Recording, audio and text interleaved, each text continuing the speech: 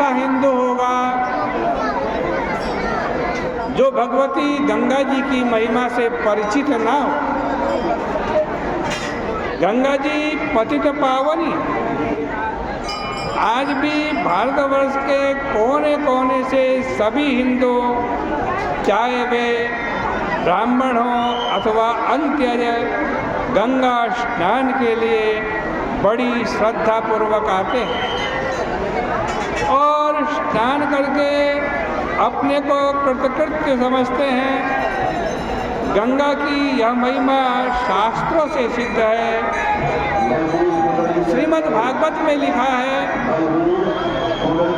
यस्यां स्नानार्थं चागच्छतः पुंसः पदे पदे अश्वमेध राजसूयादीनां फलं दुर्लभमिति।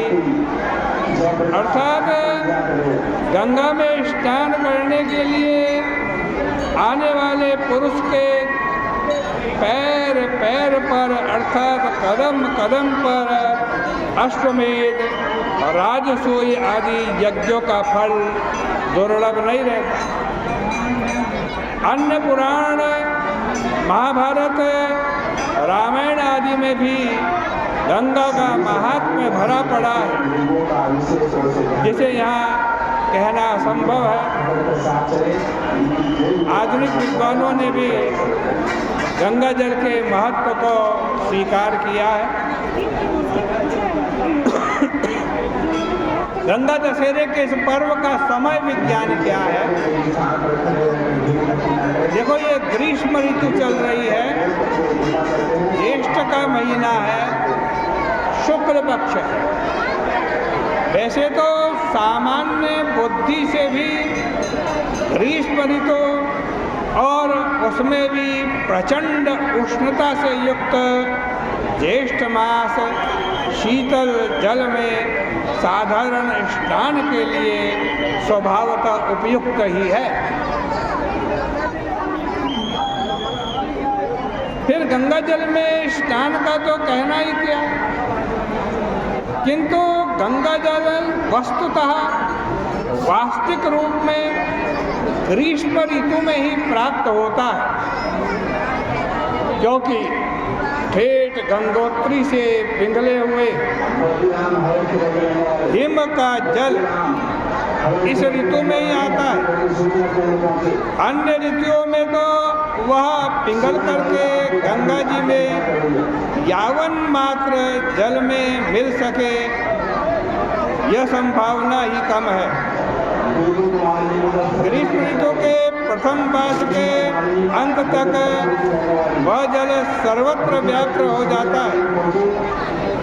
आषाढ़ मास में तो वर्षा का आरंभ हो जाता है, इसे शुद्ध जल पहुंचना असंभव है।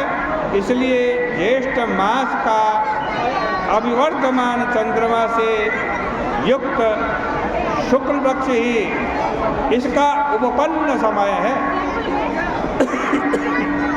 क्योंकि चंद्रमा का जल से तथा सूर्य का अग्नि से सीधा संबंध है। दशमी और दश योग, इनका क्या महत्व है?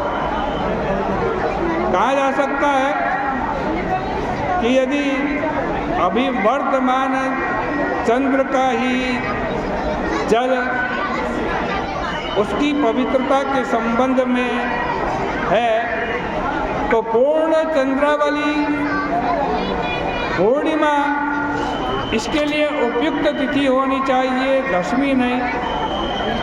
किंतु ज्योतिष शास्त्र के अनुसार यात्रा और संपूर्ण मंगल कार्यों के लिए द्वितीया की तिथि को प्रशस्त माना गया है, जैसा कि पीयूष धारा में उद्धृत वशिष्ठ जी के वचन से सिद्ध होता है।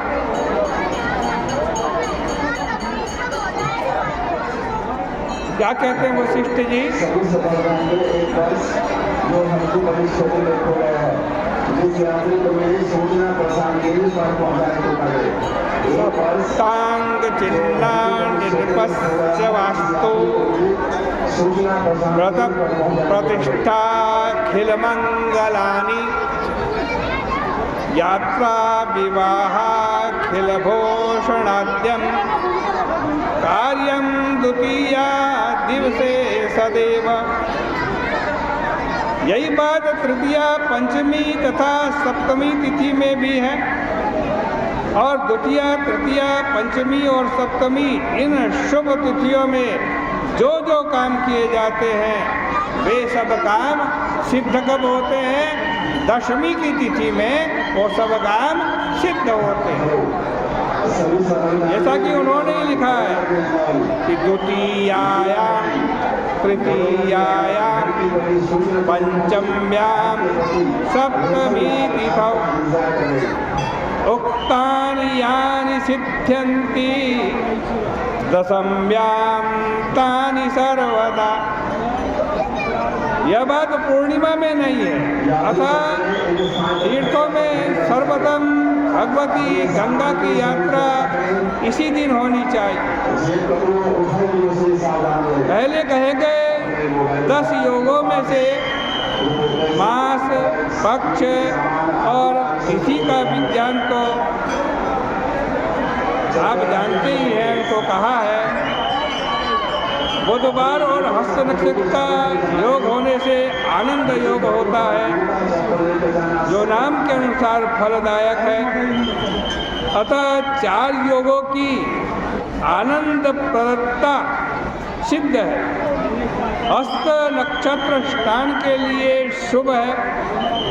व्यतिपात योग तो पुण्य काल के लिए प्रसिद्ध है।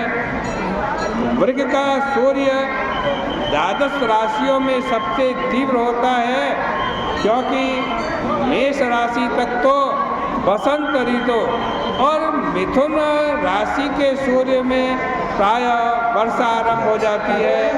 अतः शुद्ध गंगा जल आने का यही समय है। कन्या का चंद्र सूर्य से त्रिकोण में पड़ता है। सोमरस का अधिदेवता चंद्र सूर्य से किरण में आ जाए, स्थित होकर बड़ा शुभ हो जाता है। गर करण भी नामानुसार दोषादायक है, क्योंकि संस्कृत में गर विष को कहते हैं। अतः दोष निवृत्त्यर्थ गंगा स्नान ऐसे ही तिथियों में होना उचित है।